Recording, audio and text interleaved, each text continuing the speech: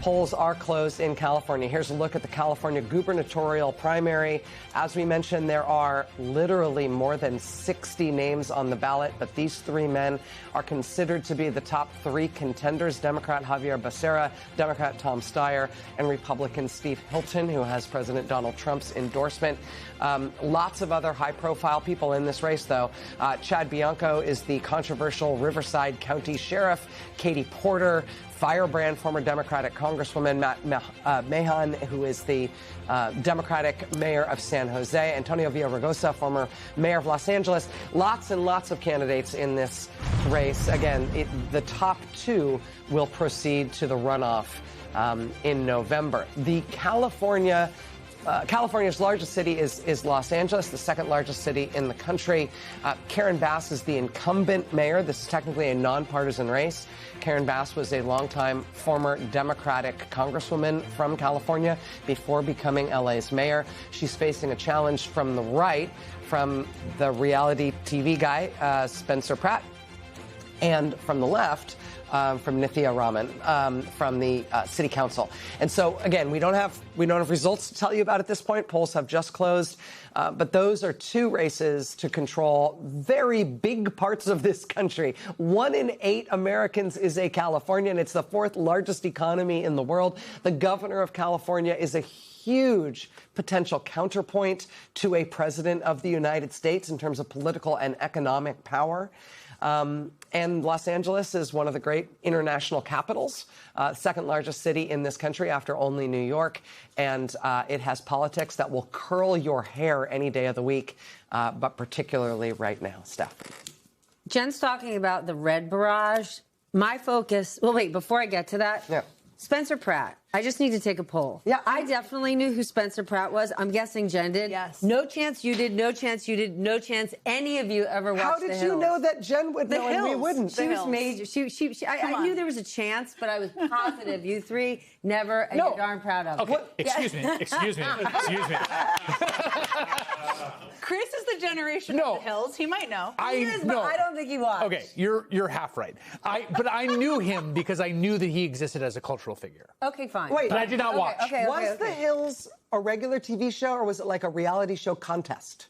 It was a reality show, it was a more like the Kardashians, reality, not a contest, but So it's people... like Jersey Shore. Yeah, yes, right, yes, exactly. yes. As Like a Jersey Shore superfan, yes. anything you can relate back to Jersey Shore, I will understand it. Jim Tan Laundry, Paulie D. Who would have guessed? I literally think one of them was going to run for governor of New Jersey, actually. Yes. Okay, well, I'm going to be this table's Snooki for now and tell you that the green barrage I'm thinking about is I don't know that the average voter understands just how much money is going into all of these campaigns and will be going forward, right? Yeah. Thomas Massey's primary was just the most expensive we've seen. We're seeing the same thing when it comes to Ken Paxton.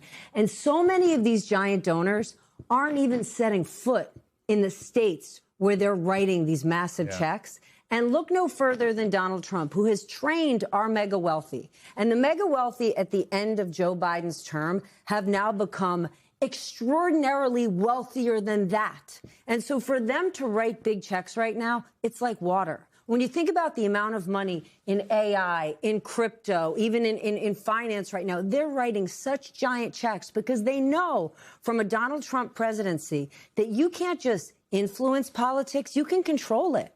Think about what happened just a couple of weeks ago. Donald Trump was about to sign an executive order about AI because we saw American voters from state to state to state say, this isn't working for me. And he was starting to get pressure to listen to the American voter. And hours before he signed that executive order, he got calls from AI CEOs, and suddenly he said, forget it. So I think what's so interesting about these elections and even these midterms, it's almost going to be the billionaire donor class versus the American voter, because the checks are right now so big and they're only getting bigger. Will the American voter realize, hey, the people that are starting to control my state and local politics might not even live in my state or locality, and what am I going to do about it? Can I just throw something on the table a little bit? That's a little bit of water on that, and because I agree fundamentally that is very true, but there is something to be said about the voter, and it plays out in two fronts. On the money front, what you just described, all this money coming to my state. Trust me, I have been the victim of a lot of money coming into a campaign against me, and I've been the beneficiary as well. But when I was the beneficiary running for the United States Senate in 2006 against Ben Cardin, I raised more money than Ben Cardin in a Democratic state and lost. Yeah. So because you have the cash doesn't dictate what the vote is going to be. Because that billionaire only has one vote, and he's got a lot of money he's got to spread.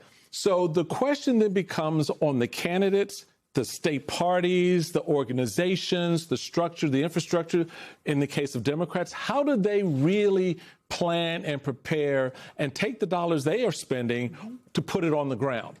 The second part is on redistricting. A lot of folks right now sitting here go, oh, my God, they just drew the lines in Texas. What happened in Texas? They drew those five lines. And guess what? 2 to 3 of those seats are competitive this November. Mm-hmm.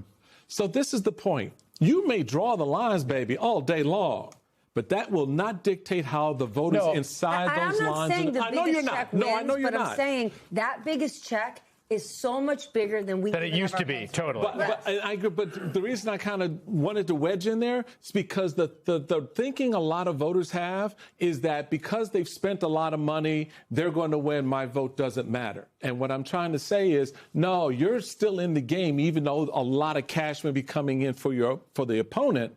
You're still in the game because there are probably a lot more of you ready to vote against him than there are people who are putting money into his campaign. I think the biggest issue here is the anti-incumbency aspect. I mean, Spencer Pratt basically ran for a long time saying, my house burned down. It's bad. Vote for me. And a lot of people in L.A. were like, yeah, we just went through that, and we don't like what we're getting now. It doesn't mean it's entirely rational. It doesn't mean it's policy-driven. It's about we don't like the thing representing us, and we're seeing this across the country in so many parts. Yeah, and I think, obviously, when you listen to Josh Charick give his speech in Iowa, the change versus more of the same is going to be, every single measure we have of people's satisfaction with the status quo.